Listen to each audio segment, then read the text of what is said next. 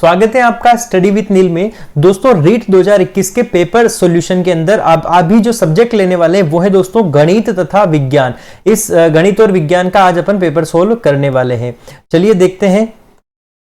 पहला क्वेश्चन है दोस्तों, राजस्थान में जीरा का प्रमुख उत्पादक जिला कौन सा है? राजस्थान में जीरा का प्रमुख उत्पादक जिला कौन सा है? तो आंसर हो जाएगा जालोर, जोधपुर और बाड़मेर। ये तीन जिले क्या है? राजस्थान में जीरा के प्रमुख उत्पादक जिले हैं। अगला क्वेश्चन है, निम्नलिखित में से कौन से कोशिकांग में संरूपण तल तथा परिपक्वन तल पाए जाते हैं? संरूपण तल तथा परिपक्वन तल पाए जाते हैं तो गोल्जी बॉडी के अंदर या फिर गोल्जी काय के अंदर। अगला क्वेश्चन है, वयस्क मनुष्य के ऊपरी जबड़े में उपस्थित चवर्णक दांतों की संख्या होती है? ऊपरी जबड़े में 6 चवर्णक दांत पाए जाते हैं। दोस्तों इसका पीडीएफ आपको शाम को टेलीग्राम चैनल पर मिल जाएगा, जिसकी लिंक आपको डिस्क्रिप्शन में दी हुई है। अगला क्वेश्चन है, निम्नलिखित में से कौन सा विज्ञान के उत्पाद के अंतर्गत आता है? विज्ञान का उत्पाद के अंतर्गत क्या आएगा? वैज्ञानिक नियम जो होते हैं वो विज्ञान के उत्पाद के अंतर्गत आएंगे। विद्यार्थियों की अधिकतम कठिनाइयों के निदान के उपरांत विज्ञान शिक्षण में किस प्रकार के शिक्षण की व्यवस्था की जानी चाहिए? आंसर है उपचारात्मक शिक्षण की व्यवस्था की जानी चाहिए। मादा मानव में निषेचन स्थल है। मादा मानव में निषेचन स्थल है अंडवाहिनी, फेलोपियन नलिका, यानी कि जो फेलोपियन ट्यूब होती है वहां पर क्या होता है, एक और स्पर्म का मेटिंग होती है। ठीक है, तो क्या हो जाएगा? फेलोपियन नलिका हो जाएगा। हाइड्रा में सामान्यतया अलैंगिक जनन का प्रकार है। हाइड्रा में अलैंगिक जनन मुकुलन के द्वारा होता है। अगला क्वेश्चन है, तप्त स्थल शब्द दिया था, किसने दिया था? नॉर्मन मेयरस ने दिया था। तप्त स्थल शब्द जो है वो नॉर्मन मेयरस ने दिया था। अगला देखते हैं दोस्तों,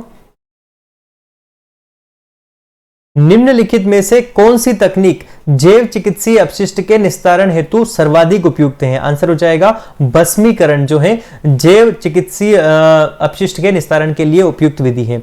निम्नलिखित में से किसको भारत के बर्डमैन के रूप में जाना जाता है? भारत के बर्डमैन के रूप में किसे जाना जाता है? सलीम अली। इन्हें क्या कहा जाता है? पक्षी वैज्ञानिक थे ये, इसलिए इन्हें भारत के बर्डमैन कहा जाता है।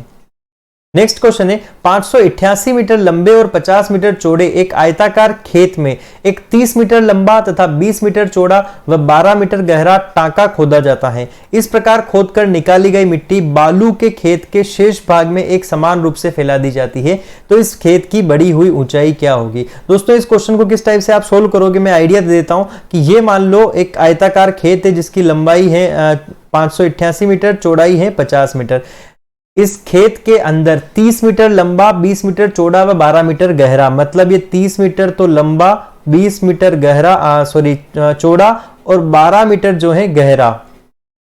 इस टाइप से ये 12 मीटर गहरा टाका खोदा गया है। मतलब ये अंदर जो घनाभ बनेगा, इस घनाभ का मतलब 12, 30 इंटू 20 इनका मल्टीप्लाई करोगे तो जो आंसर आएगा उसको आपको वापस खेत की बढ़ी हुई ऊंचाई, मतलब ये बाकी जो शेष जगह है यहां पर आपको इसको बिछाना पड़ेगा। इसको बिछाने के लिए क्या करना पड़ेगा दोस्तों? आपको ये लंबाई तो ये हो जाएगी, चौड़ाई यहां पर क्या हो जाएगा? बड़े वाले घन के बराबर आप छोटे वाला घन इसको कर लोगे और यहां पर जो ऊंचाई है इसमें ऊंचाई को आप एच कर लोगे और बीच की जो जगह है वो माइनस कर लोगे। तो इस टाइप से आप इसको सोल्व करोगे तो आपका आंसर क्या आ जाएगा? 25 सेंटीमीटर। दोस्तों आप अगर इसका मैथ्स वाले पेपर का अगर डिस्क्रिप्शन आप सोल्व करना चाहते हैं तो आप कमेंट बॉक्स में बताइए कि इसका सॉल्यूशन चाहिए पूरा डिस्क्रिप्शन के साथ में, तो एक अलग से वीडियो बना दिया जाएगा। नहीं तो ये वीडियो बहुत ज्यादा लंबा हो जाएगा तो आपको उसमें बता दिया जाएगा। अगर ज्यादा कमेंट आते हैं तो इसको बता देंगे।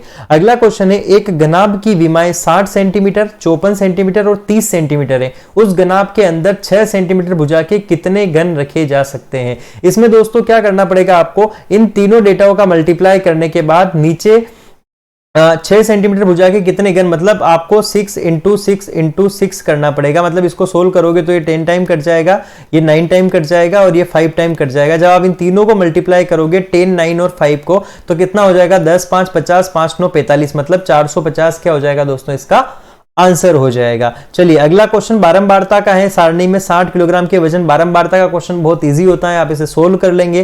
फिर भी आप कमेंट करके बताइए अगर आपको सॉल्यूशन चाहिए। तो इसका आंसर कितना हो जाएगा? 60 हो जाएगा। चलिए अगला क्वेश्चन देखते हैं दोस्तों।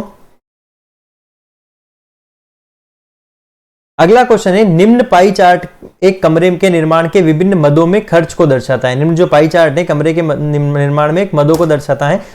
निर्माण में कुल 2000 रुपए लगते हैं, तब मजदूरी पर कितने रुपए व्यय किए गए। अगर कुल 2000 रुपए लगते हैं तो मजदूरी पर कितने व्यय किए गए। दोस्तों मजदूरी पर आपको निकालना पड़ेगा, पूरा सर्कल 360 का होता है, तो 360 में से आप इन सबको ऐड करके माइनस कर लोगे। अगर आप 108 में 36 ऐड करोगे तो कितना हो जाएगा दोस्तों, 110, 30, 140 और 4 144 हो जाएगा। इन सबको जोड़ने के बाद 360 में से माइनस करोगे, जो भी वैल्यू मान लो x आई तो क्या करोगे आप इसको 360 करके यहां से x से मल्टीप्लाई कर देंगे। ठीक है, तो ये आपका आंसर कितना आ जाएगा, 50,000 इसका आंसर आ जाएगा। ठीक है, नेक्स्ट क्वेश्चन देखते हैं दोस्तों।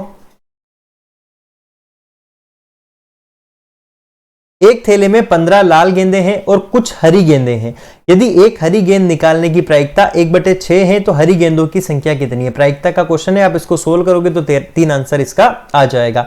एल्यूमिनियम सल्फेट का रासायनिक सूत्र क्या हो जाएगा, Al2SO4 होल थ्राइस क्या हो जाएगा, एल्यूमिनियम सल्फेट का रासायनिक सूत्र हो जाएगा। अगला क्वेश्चन है, निम्नलिखित में से सबसे कम गलनांक वाली धातु कौन सी है। सबसे कम गलनांक की बात की जाए तो दोस्तों किसकी हो जाएगी, ऑप्शन में से गैलियम इसका आंसर हो जाएगा। नेक्स्ट क्वेश्चन है, क्षारीय माध्यम में फिनोप्थेलिन सूचक का रंग होता है, गुलाबी रंग होता है। अगर आपने गुलाबी किया है तो इसका आंसर बिल्कुल सही है। निम्नलिखित संश्लेषित रेशों में से कौन सा इथाइलिन ग्लाइकोल और टेरिफ्थेलिक अम्ल का बहुलक है, टेरिफ्थेलिक अम्ल का पॉलीमर है, तो डेकेरोन क्या हो जाएगा, इसका आंसर हो जाएगा। आगमन विधि का एक शिक्षण सूत्र है, आगमन विधि का एक शिक्षण सूत्र है, ज्ञात से अज्ञात की ओर। नेक्स्ट है, फ्यूज तार जिस आधार पर कार्य करता है वो क्या है, तो फ्यूज तार धारा का ऊष्मीय प्रभाव के आधार पर कार्य करता है। नेक्स्ट क्वेश्चन है दोस्तों आपके पास, पृथ्वी पर किसी वस्तु का पलायन वेग कितना होगा, तो पृथ्वी पर वस्तु का वेग 11.2 किलोमीटर पर सेकेंड। अगर आप पृथ्वी से किसी वस्तु को इतनी स्पीड से अगर आप फेंकते हैं 11.2 किलोमीटर एक सेकेंड के अंदर इतनी स्पीड हो तो वो भारत जो पृथ्वी के वायुमंडल से पार हो जाएगी। ठीक है, ग्रेविटेशनल जो क्षेत्र है गुरुत्वीय एरिया उससे पार हो जाएगी। कागज पर उपलब्ध दस्तावेज अथवा चित्रों के कंप्यूटर की डिजिटल मेमोरी में संग्रहित करने के लिए उपयोग में ली जाने वाली युक्ति कौन सी है, तो स्कैनर के द्वारा क्या किया जाता है, कागज को स्कैन कर कंप्यूटर में डाल दिया जाता है, संग्रहित कर लिया जाता है। Sb किस तत्व का प्रतीक है, Sb दोस्तों एंटीमनी का है। ठीक है, नेक्स्ट है, निम्नलिखित में से यौगिक कौन सा है, तो जल क्या है, एक यौगिक है। निम्नलिखित में से यौगिक कौन सा है, आपको दिख नहीं रहा होगा तो ऊपर कर लेते हैं इसको। निम्नलिखित में से यौगिक है तो जल है, इसके ऊपर वाले का आंसर एंटीमनी हो जाएगा। अगला क्वेश्चन है, अंतरराष्ट्रीय मात्रक पद्धति में पास्कल किसका मात्रक है। दोस्तों पास्कल किसका मात्रक है, दाब मापने की इकाई है पास्कल। उष्मा संचरण की किस विधि के द्वारा सूर्य से उत्सर्जित उष्मा पृथ्वी तक पहुंचती, तो विकिरण रेडिएशन के द्वारा क्या होता है, ये सूर्य की उष्मा क्या होती है, पृथ्वी पर पहुंचती है। नेक्स्ट है दोस्तों आपके पास, परस्पर 60 डिग्री के कोण पर रखे दो समतल दर्पणों के मध्य एक वस्तु रखी जाती है, बनने वाले प्रतिबिंबों की संख्या कितनी होगी, तो 5 प्रतिबिंब बनेंगे। ध्वनि की तीव्रता ध्वनि के द्वारा निर्धारित होती है, तीव्रता उसका एम्पलीट्यूड जो होता है, आयाम जो होता है उसके द्वारा निर्धारित की जाती है ध्वनि की तीव्रता। जब किसी वस्तु को अवतल दर्पण के समक्ष उसके वक्रता केंद्र पर रखा जाता है तो उसका बना हुआ प्रतिबिंब क्या होता है, दोस्तों अवतल दर्पण का प्रतिबिंब हमेशा कैसा होगा, उल्टा होगा और वास्तविक होगा, वस्तु के साइज के बराबर होगा। नेक्स्ट क्वेश्चन है, वस्तुनिष्ठ परीक्षण का प्रमुख दोष क्या है, अभिव्यक्ति के अभाव। अभिव्यक्ति का अभाव क्या है, वस्तुनिष्ठ परीक्षण का प्रमुख दोष है। किस गुण के कारण परीक्षा में शुद्धता रहती है, तो वस्तुनिष्ठता के कारण, वस्तुनिष्ठता मतलब जो ऑब्जेक्टिव विकल्प रहते हैं उसके कारण परीक्षा में शुद्धता रहती है। नेक्स्ट क्वेश्चन है, गणित शिक्षण में अभ्यास कार्य का प्रमुख उद्देश्य क्या है। अभ्यास कार्य का प्रमुख उद्देश्य है गणना संबंधी कौशल बढ़ाना। अगला क्वेश्चन है, आगमन विधि उपयुक्त है। आगमन विधि किसके लिए उपयुक्त है, तो सूत्र स्थापना के लिए आगमन विधि बिल्कुल उपयुक्त है। गणित की पाठ्य पुस्तकों की महत्वपूर्ण विशेषताएं क्या है, इनमें से कोई नहीं, जो ऑप्शन दिए हुए तो उनमें से कोई नहीं, इसका आंसर हो जाएगा। अगला क्वेश्चन है, गणित की निम्नलिखित में से कौन सी विशेषता उसे एक वैश्विक विषय बनाती है, तो भाषा की जो है एक रूपता उसे वैश्विक विषय बनाती है गणित को। गणित शिक्षण के माध्यम से बालकों में निम्न में से कौन सी भावना पर नियंत्रण रखने का कौशल विकसित हो जाता है, तो आंसर हो जाएगा इसमें से सभी। जो भी ऑप्शन थे, 3 ऑप्शन जो ऊपर से थे और चौथा ऑप्शन, इनमें से सभी, तो तीनों आंसर इसके सही हो जाएंगे। गणित शिक्षण की कौन सी विधि है जिसमें अज्ञात से ज्ञात की ओर चलते हैं वह, जिसमें खोज करने की प्रवृत्ति को प्रोत्साहन मिलता है। ये अभी आया था। विश्लेषण विधि क्या हो जाएगा, आपको दिख नहीं रहा होगा तो मैं इसको ऊपर कर लेता हूं। इसका आंसर क्या हो जाएगा दोस्तों, विश्लेषण विधि हो जाएगा, और इसके ऊपर वाले में इसमें सभी हो जाएगा। गणितीय पदों को परिभाषित करने का सामुदायिक उद्देश्य क्या है, सामुदायिक उद्देश्य हो जाएगा संज्ञानात्मकता। क्या हो जाएगा, संज्ञानात्मक इसका आंसर हो जाएगा। बालकों में गणितीय त्रुटियों का पता लगाने के लिए क्या आवश्यक है, गणितीय त्रुटियों का पता लगाने के लिए नैदानिक परीक्षण आवश्यक है। वायरस जनित रोग कौन सा हो जाएगा, रेबीज जो होता है, जिसे हाइड्रोफोबिया भी कहा जाता है, जो सामान्यतः कुत्ते के काटने से फैलता है, और जो वायरस जो होता है हाइड्रोफोबिया हो जाएगा, कुत्ते के काटने से फैलता है, और जो वायरस होता है कुत्ते के मुंह में लार में रहता है। यीस्ट खमीर एक उदाहरण है, किसका है, कवक का उदाहरण है। यीस्ट खमीर किसका उदाहरण है, कवक का उदाहरण है। नेक्स्ट देखते हैं दोस्तों, निम्नलिखित में से कौन सा शीत आवास का पादप है, शीत आवास का पादप कौन सा हो जाएगा, सोल्डेनेला। निम्नलिखित का सही मिलान करना था आपको। क्षय रोग किसके द्वारा होता है, माइकोबैक्टीरियम ट्यूबरकुलोसिस, जो टीबी का जो है बैक्टीरिया है। टाइफाइड होता है सैल्मोनेला टाइफी के द्वारा। कुकर खांसी होती है बोर्डेटेला पर्टुसिस के द्वारा होती है। छोटी माता होती है वेरिसेला जोस्टर वायरस के द्वारा।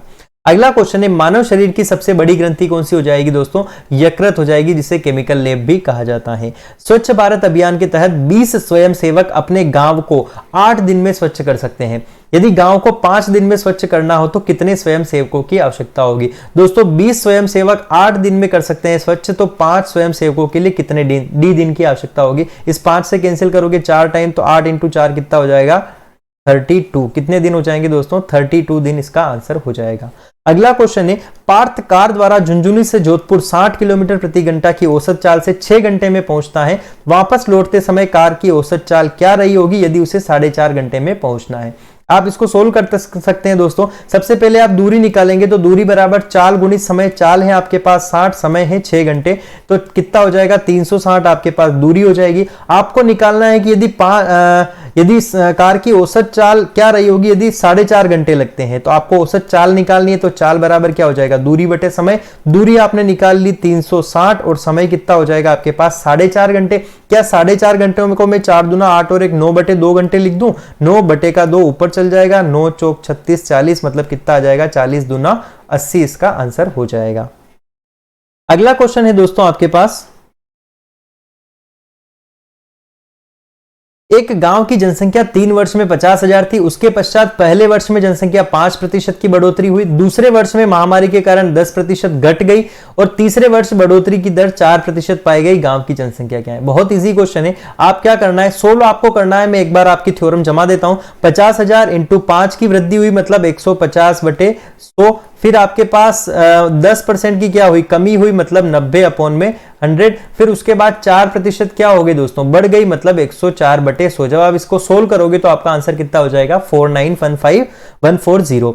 नेक्स्ट क्वेश्चन है, दिए गए चित्र में P पैरेलल है Q के, तो X का मान, मतलब P और Q क्या है, ये दोनों लाइनें क्या है दोस्तों, पैरेलल हैं, तो आपको निकालना है X का मान, मतलब ये वाली वैल्यू आपको निकालनी है। बिल्कुल इजी सा क्वेश्चन है दोस्तों, आप सोल्व कर सकते हैं।